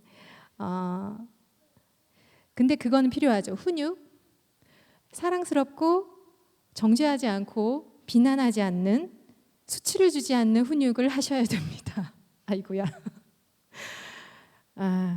그리고 때린 다음에는 만약에 때리게 되면 항상 매로해야 될 필요가 없다고 생각해요. 저는. 근데 정말 매를 들어야 될 때가 있죠. 저희 부모들의 분별력 안에서. 때렸다면 위로해주고 너무 가슴 아파하고 때리시면 정말 가슴이 아프죠. 아이들이 믿을지 모르지만 네가 아픈 것보다 내 마음이 더 아프다. 네가 이렇게 안 했으면 좋겠다. 하지만 하나님이 너에게 힘을 주실 거야. 격려하고 세워주고 축복해주는 하나님. 만약에 거짓말을 했다면 거짓말한 것에 대해서 용서를 구합니다. 이제 회개기도죠. 잘못했습니다. 잘못한 걸 알았습니다. 예수님 날 위해서 맴매를 대신 맞아주셔서 감사해요. 저희는 그렇게 기도를 해요. 그리고 저에게 깨끗한 마음을 주세요. 거짓말을 안 할 수 있는 예수님의 마음을 주세요. 하고 축복하는 그 예수님의 마음을 주도록 축복하는 그런 기도를 해줘요. 저희 그 둘째한테 거짓말을 했나 그랬어요. 너 몇 달을 맞아야 될 것 같으니? 라고 물어봤어요. 그랬더니 100대? 이렇게 얘기를 하더라고요. 오, 자신에 대한 그 심판이 굉장히 강하더라고요. 그래서 동윤아, 실은 우리가 1000대를 맞은들 우리가 거짓말하는 그거를 우리 스스로 없앨 수는 없어. 하지만 예수님이 그 모든 맴매를 다 대신 맞아주신 거는 너의 그러니까 대신 맞아주셨기 때문에 네가 지금 맞는 매 한 대, 두 대는 그걸 기억나게 할 뿐이야. 이걸로 갚지는 못해. 그러니까 예수님한테 감사하자 그러고 이제 한 대인가 두 대를 맞았어요. 참 예수님의 그 십자가의 구속에 대해서 얘기할 수 있는 아주 좋은 기회예요. 근데 제가 말씀드린 것처럼 십자가에는 죽음만 있는 게 아니라 부활 영역도 있잖아요.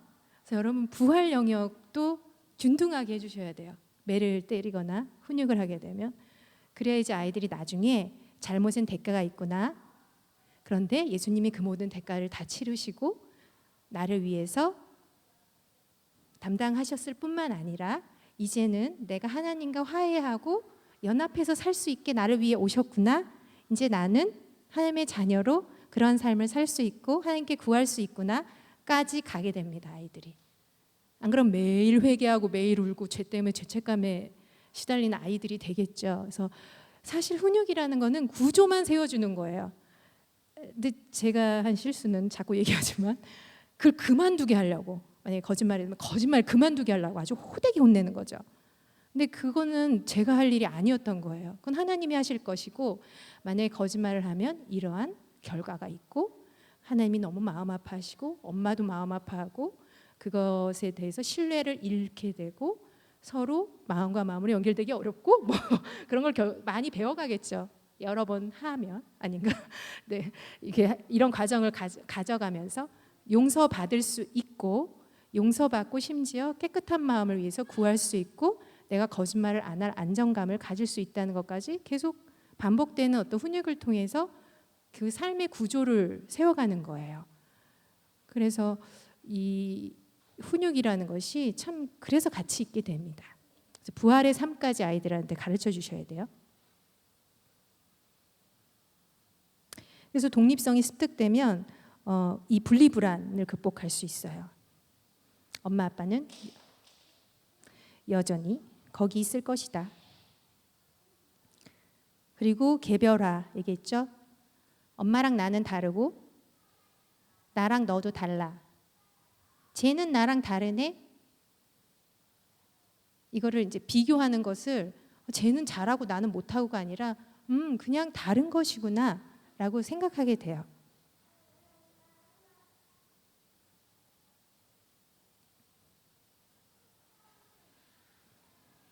그리고 옆에서 놀지만 아직은 다른 아이들과 충분히 어울려 놀지는 못하는 평행놀이라는 걸 하게 됩니다.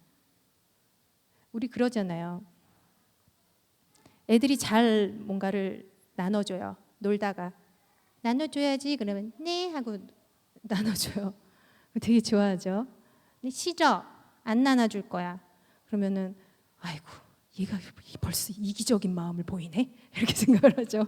이 이기적인 마음을 다뤄줘야 돼 라고 저는 생각을 했는데 싫어라고 할 때 나눠주는 것에 대해서 아직 가치를 잘 모르는 거잖아요. 그럴 때는 아 그렇구나.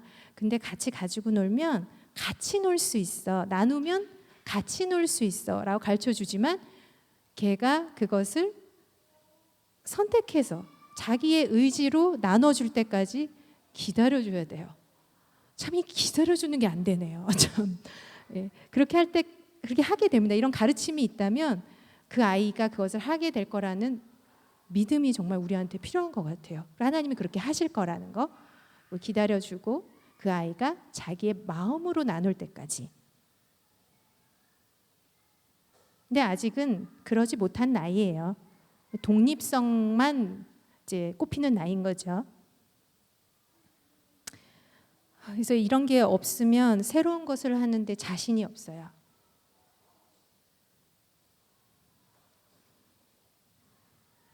과도하게 의존적이거나 과도하게 독립적이 된다. 아까 제가 좀 말씀드렸죠. 종속적인 관계가 잘 된다고.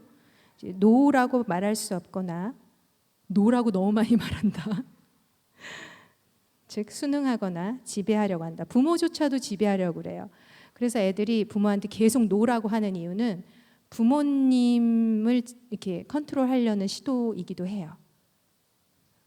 이렇게 엄마랑 의견이 다르다는 걸 인정을 못 받으니까 자기가 하는 거죠. 그리고 자라서도 다른 사람과 충분히 교류하기보다는 평행놀이 수준의 아이같이 그렇게 하죠. 자, 이제 5, 6세 갈게요. 주도성인데요. 유치원에 갈 나이예요. 이때 가면 규칙이 있죠. 친구들과 사이좋게 놀아야 되고 화장실에 가면 손을 씻고 물을 내려야 돼요. 그리고 신호등은 지켜줘야 되고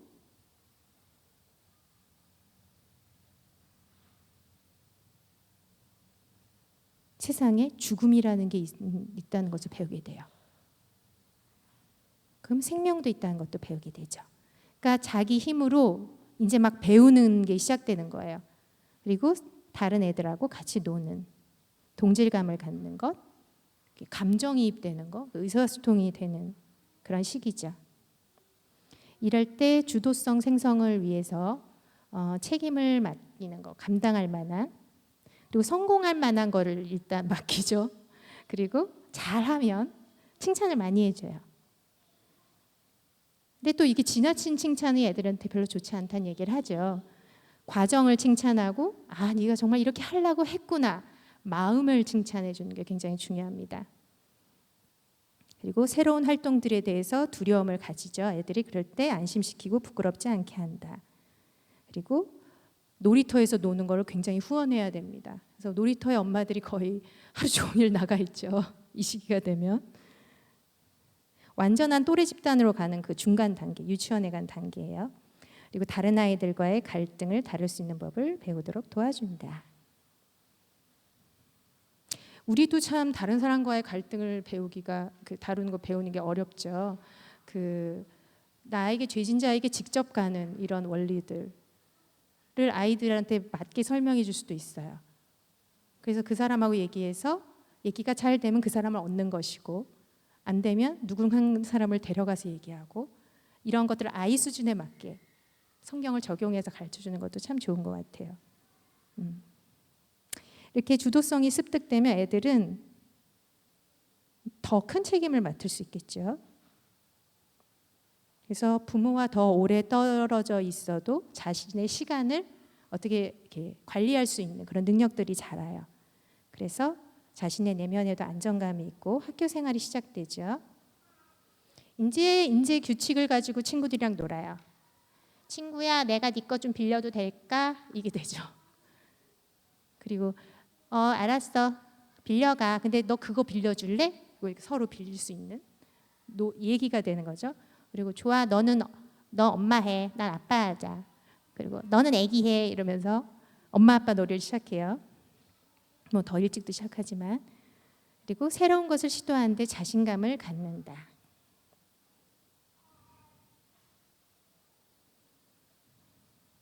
이게 습득이 안 되면 이제 사랑하는 사람들과 떨어져 지내지 못하는, 그리고 관계 안에서 주고받는 게 불가능하고, 그러니까 이런 외톨이나 반사회적인 범죄들이 사실 씨앗들은 여기서 시작이 된다고 할 수 있겠죠. 더 진짜 범죄적으로 얘기를 하면. 그리고 자아 비판적이고 자신감이 부족해서 새로운 것을 도전하는데 두려움을 느낀다.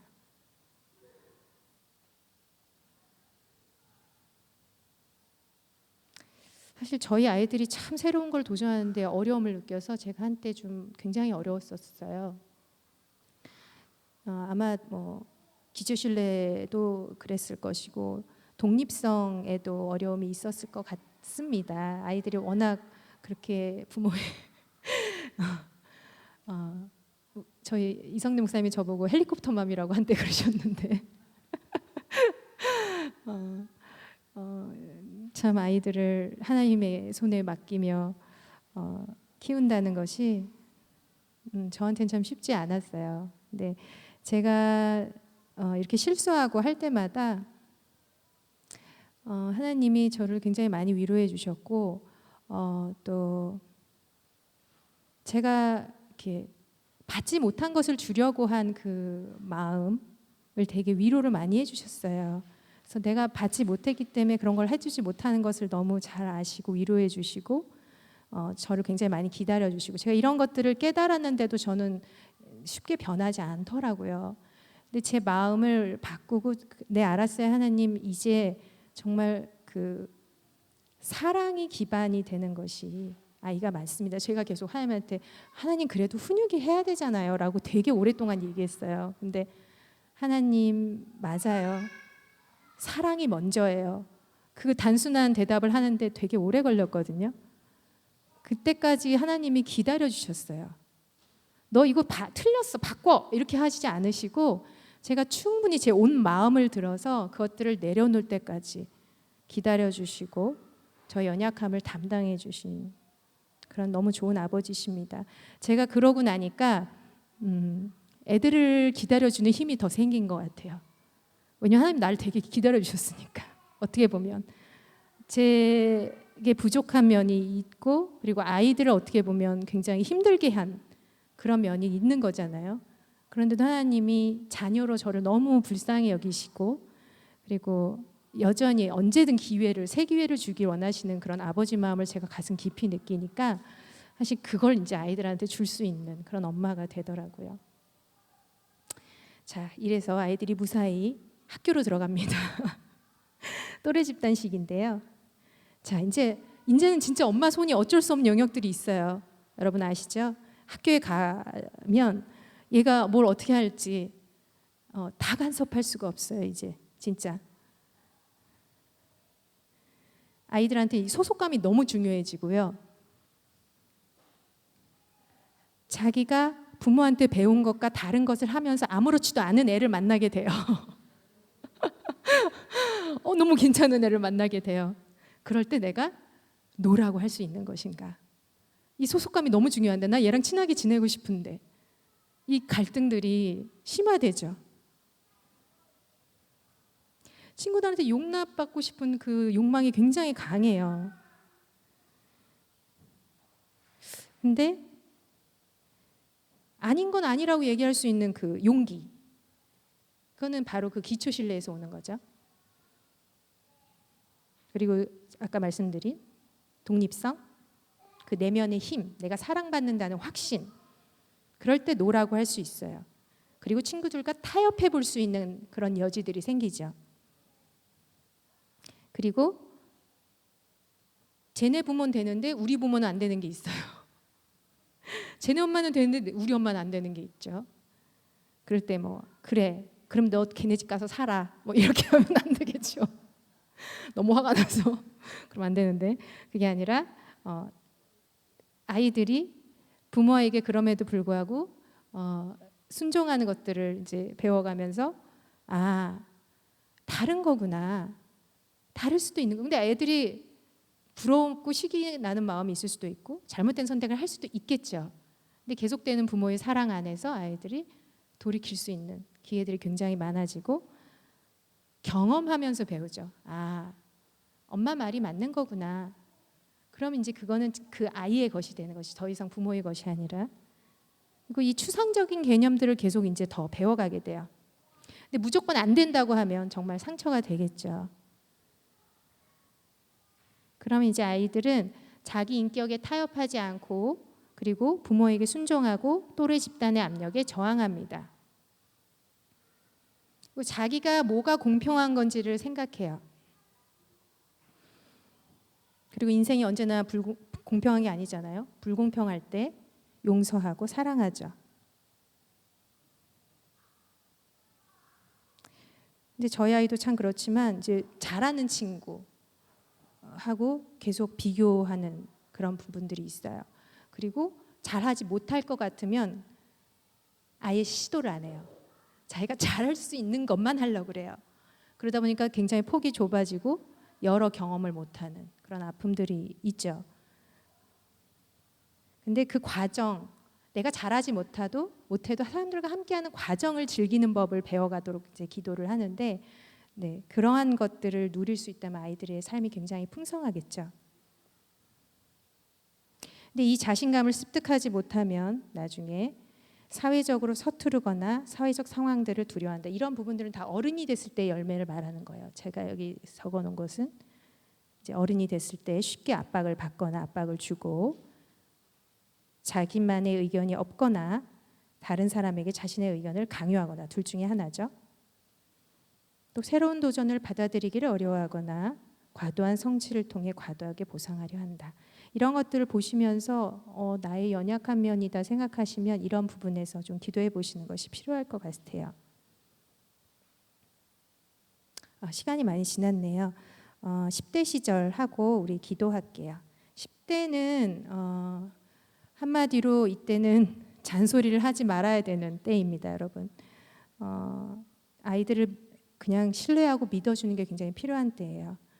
그 디모데전서 3장에 보면 집사에 대한 그 얘기가 있는데 자기 집을 잘 다스려 자녀들로 모두 공손함으로 복종하게 하는 자여야 된다라는 게 있어요. 근데 이것은 모든 집사님들에게 희망을 드리는 13세 미만에게만 해당되는 말입니다. 모든 공손함으로 복종하는 건 13세 미만. 그리고 애들한테 설교하면 안 돼요, 여러분. 마땅히 행할 길을 아이에게 가르쳐라. 이 역시 13세 미만에게만 해당되는 말입니다. 아시죠? 이스라엘에선 13세부터 어른이에요. 아이가 아니에요. 그렇기 때문에 이 나이 아이들에게는 사실 이것보다는 애들 얘기를 그냥 잘 들어주고 너 그랬구나. 나도 그런 적 있는데. 나도 이런 실수한 적 있는데. 이렇게 대화하는 게 굉장히 필요해요. 이 나이대 애들은. 그리고 새롭고 이상한 행동을 많이 하죠. 또 스트레스 받지 않고. 그리고 아이를 끊임없이 의심하는 게 아이들한테는 굉장히 괴로움이에요. 근데 어떻게 보면 많은 좋은 것들을 이미 주셨다는 것들을 발견했다면 아이들을 좀 믿어주는 것이 필요하고요. 그리고 얘가 나 몰래 좋은 일을 하고 있겠다 믿으시는 게 필요합니다. 왜냐하면 애들이 좋은 일을 하고 있어도 좋은 마음을 가지고 있어도 절대 얘기 안 하거든요. 이 시기에는. 그랬을 때 이 아이들이 이루고 있는 그 과제가 두 개가 있는데요. 하나는 개별화고요. 또 하나는 내면화예요. 개별화는 뭐냐면 지금 저기 아장아장이 아니라 엉금엉금 기고 있는 우리 아기가 있는데 저 아기는 어떻게 보면 엄마 뱃속에서 태어날 때부터 개별화가 시작된 거예요. 그죠? 그리고 세포가 분열돼서 한 개체가 되고 거기서 이제 태어나서 분리되고 젖도 떼고 기저귀 떼고 이제 기다가 걸어요. 그럼 진짜 엄마로부터 많이 분리됐죠? 개별화가 됐죠? 자기 발로 걷고 스스로 밥을 먹고 점점 할 수 있는 게 많아져요. 그래서 엄마의 전적인 위탁, 그러니까 믿는 것밖에는 할 수 없었던 그때를 지나면 점점 독립하는데 그 10대가 가장 큰 꽃을 피우는 때예요. 그러니까 이게 개별화가 시작되는 때가 아니라 최종 단계인 거죠. 10대가. 난 엄마랑 달라요가 완전히 최종적으로 완성되는 때인 거예요. 이때 애들은 그동안 엄마한테서 들었던 거짓말하면 안 되고 사람들 때리면 안 되고 이러한 것들이 진짜 사실인지를 자기가 직접 경험하고 체험의 보모로 해서 내 걸로 만드는 때예요.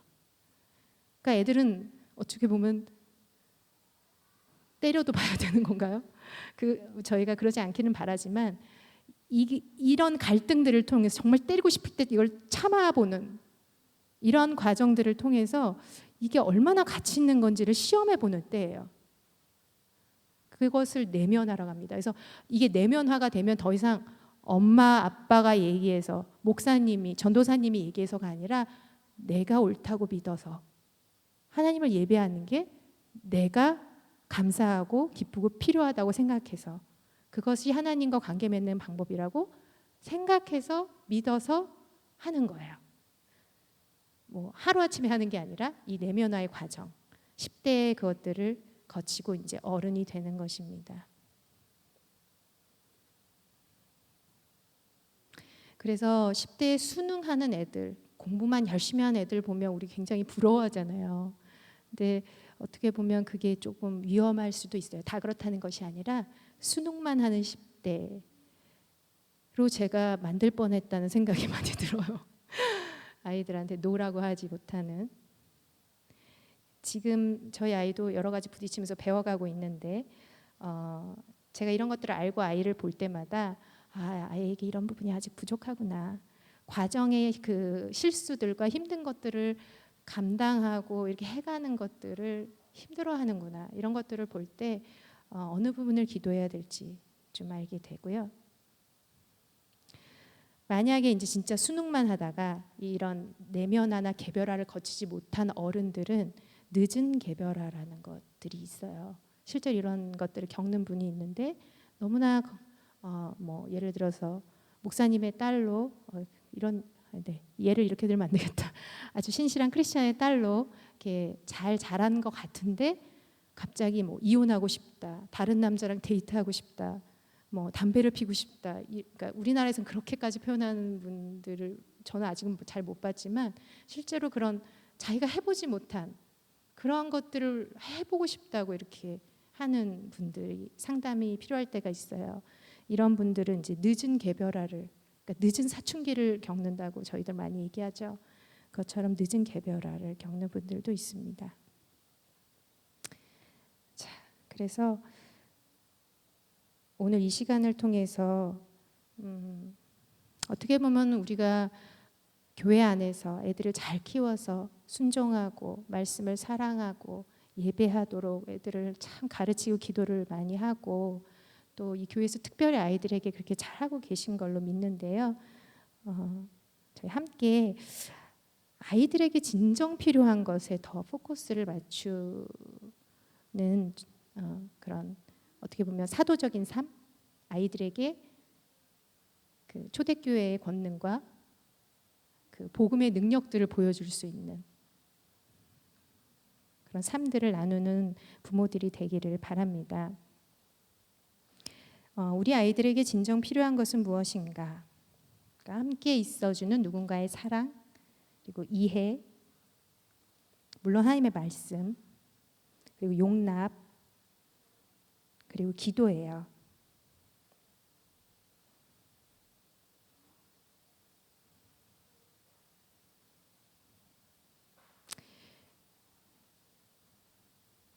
아이에게 필요한 그 누군가, 그게 바로 우리 아버지 어머니들이죠. 그리고 아이들은 우리가 정체성을 주지 않아요. 여러분 믿으세요? 정체성은 하나님이 주십니다. 이 아이를 어떤 아이로 만드셨는지 하나님께 많이 물으셔야 돼요. 관찰하셔야 돼요. 그리고 그것을 불러주셔야 돼요. 야곱의 12아들 이름들을 다 아시죠? 그 한 사람 한 사람의 이름을 부르면서 야곱이 축복했어요. 유다는 사자새끼다. 요셉은 담장을 넘은 나뭇가지다. 그런 축복들이 다 이루어진 거 여러분 아시죠? 그것처럼 야곱이 예언적으로 받아서 아이들 한 명 한 명에 대해서 하나님의 뜻들을 밝혀준 것처럼 우리 아버지 어머니들이 아이들을 보고 그 정체성을 불러주고 그 정체성을 알 때에 아이들은 어떻게 살아가야 될지 알게 되거든요. 그 아이들을 존중해 주는 거, 마땅히 그 아이가 가야 할 길로 가도록 축복해 주는 것이 필요합니다. 이거를 위해서 먼저 우리는 좀 하나님의 눈으로 아이들을 바라보아야 해요. 그 누가복음 7장 44절을 보면요. Do you see this woman? 이란 말이 있어요. 페이지 6페이지입니다. 이 여자를 보느냐? 라고 바리새인 시몬에게 물어요. 예수님이 바리새인 시몬의 초청을 받아서 이 집에 갔는데 발 씻을 물도 안 줬어요. 근데 평판이 나쁜 여인이 와서 눈물로 예수님의 발을 막 적시고 머리를 풀어서 막 닦고 막 발에 입맞춤을 했어요. 시몬이 어떻게 생각했냐면 저 예술한 자가 이 여자가 어떤 자인지 알았다면 저렇게 가만두지 않았을 거야. 선지자가 아닐 거야 라고 생각하고 있었어요. 근데 예수님이 그 마음을 아시고 이렇게 물어요. 이 여자를 보느냐? 그 이스라엘에서 그 당시에 머리를 푼다는 것은 그 남편 앞에서만 할 수 있는 행동이었다고 해요. 그러니까 하지 말아야 될 행동을 한 여자죠. 근데 예수님은 자기의 명예와 평판을 돌아보지 않으시고 그 여인 안에 있는 중심을 보시면서 이렇게 얘기해요. 이 여자를 보느냐? 이 마음의 중심을 보고 있느냐? 근데 정말 문제가 많이 있는 것 같은 우리 아이들에 대해서 하나님 이렇게 물으신다고 믿어요. 하나님이 저한테도 물어보신 적이 있어요.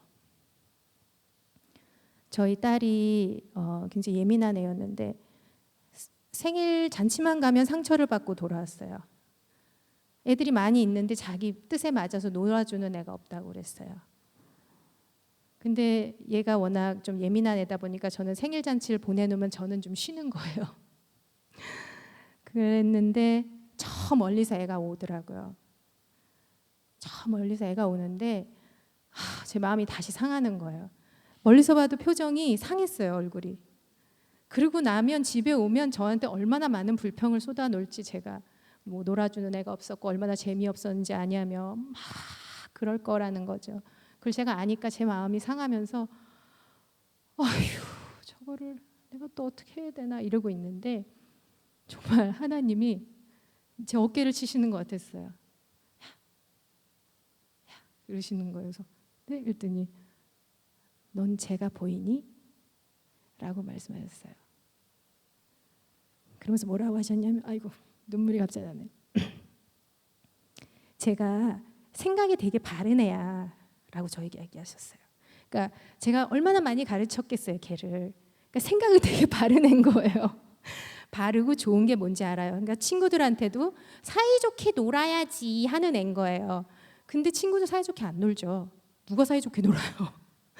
맨날 싸우고 자기 마음 몰라주고 그러니까 자꾸 마음이 상하는 거예요. 그래서 제가 생각이 되게 바른 애야.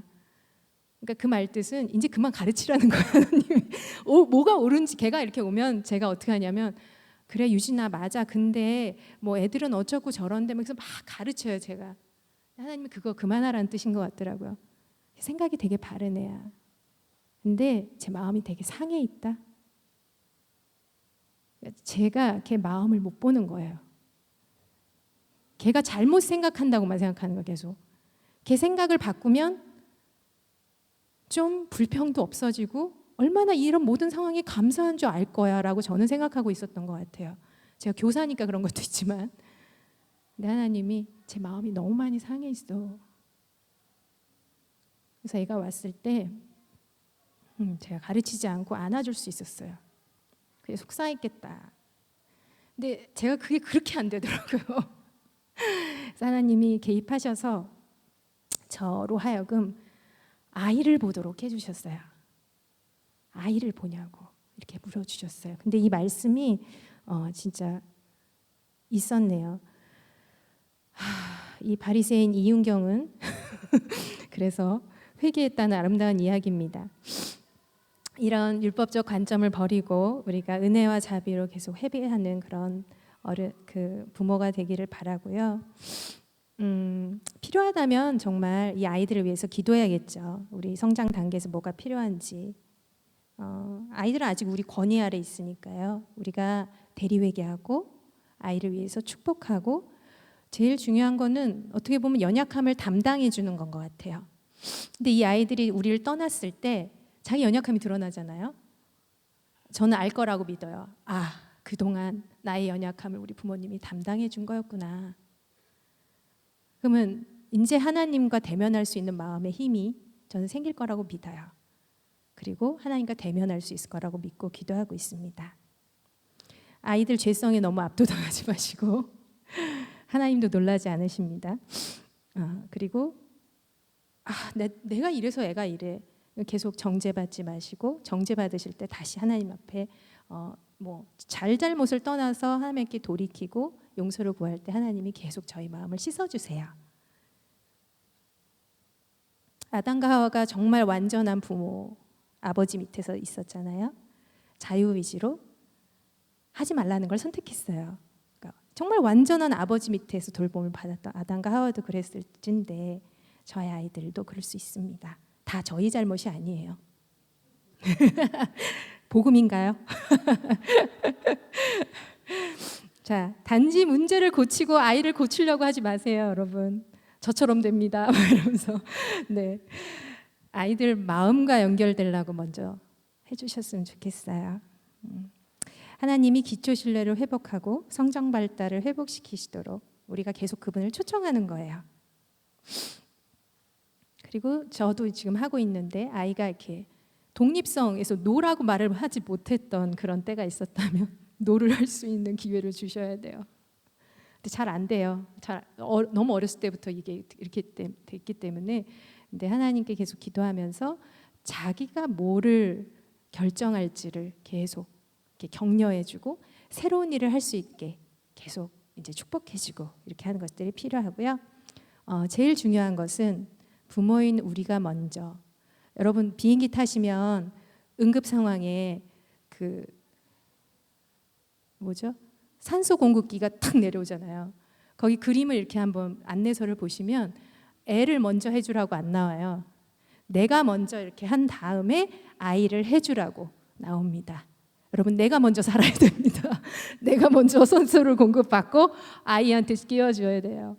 그래서 변화와 성화의 과정을 우리가 먼저 우리 안에 있는 어린아이들이 먼저 성장하는 것들을 경험하고 나를 정말 기다려주신 하나님을 계속 경험하실 때 우리 아이들 정말 기다려줄 수 있어요.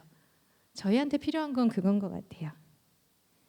그래서 공동체 안에서 계속 함께 기도하시면서 아버지 마음을 구하시고 서로 죄를 고백하고 병 낫기를 위해 기도하고 오늘 이성대 이민경 목사님을 통해서 계속적인 일리아우스 가르침을 계속 받으시고 적용하시고 치유받으시고 또 변화 성화의 과정을 겨루시기를 축복합니다.